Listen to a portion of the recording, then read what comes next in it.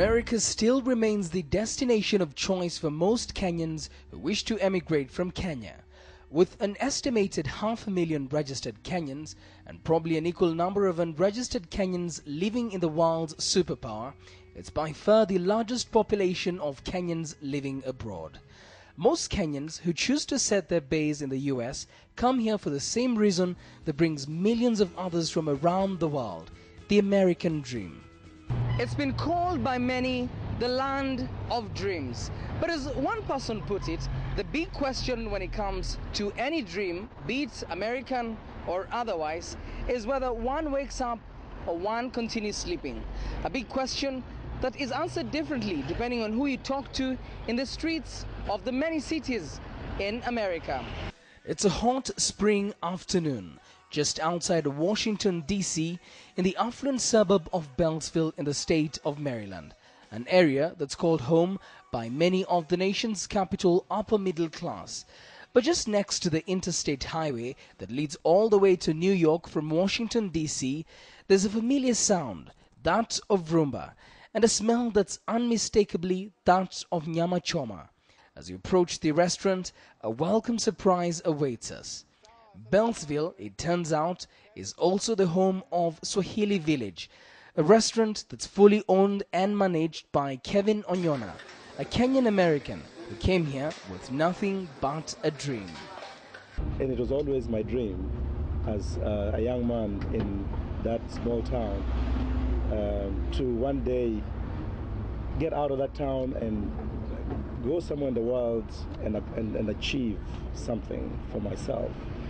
This was a dream we had along with a lot of my friends who have done it, and many times we get together and laugh about it, and right now we can say, you know, we were able to live that dream.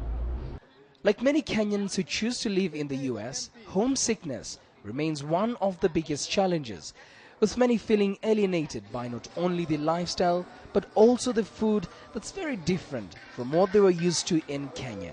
For Kevin, who had been a successful sales manager in Kenya and also in the US for over a decade, he decided to blend his long-held passion of cooking and the useful experience he had acquired in the corporate sector to bring Kenyans together. That was 3 years ago, marking the birth of Swahili Village. At the back of my mind, I always knew that I have a love for cooking. There was always a void for a good place, a good African place where you can go with family, sit down, enjoy a good meal.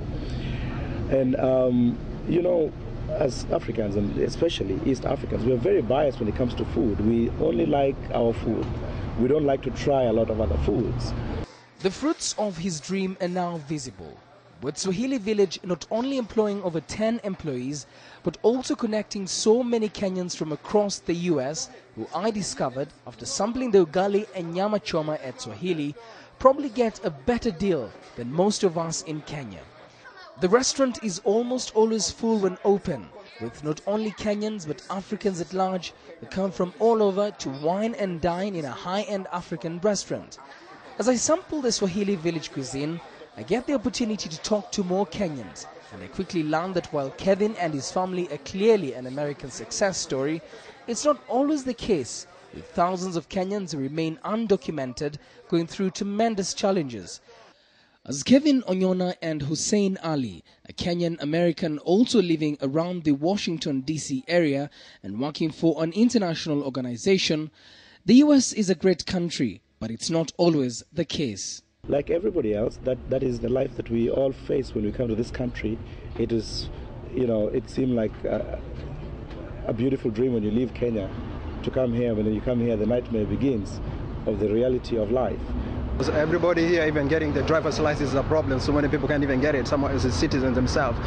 Illegal immigrants are not the only ones who face challenges. Perfectly legal immigrants face numerous adjustment challenges once they arrive in the US, as we learn from Jackie Ngetich, another Kenyan success story in the US and a health practitioner.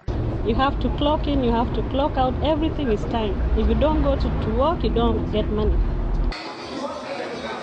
In the course of the afternoon, I get the opportunity to talk to many other Kenyans. But that's of course in between grabbing a bite or two from Kevin and his team. My journey in the US has only begun. but I must say in a remarkable manner. Swahili Village will definitely remain etched in my mind with its uniquely Kenyan feel and taste, despite being right in the heart of America's power quarters. Nevertheless, I'm told that I've heard and seen just a fraction of the Kenyan story in the U.S., and with many other states to visit, I get back on the road.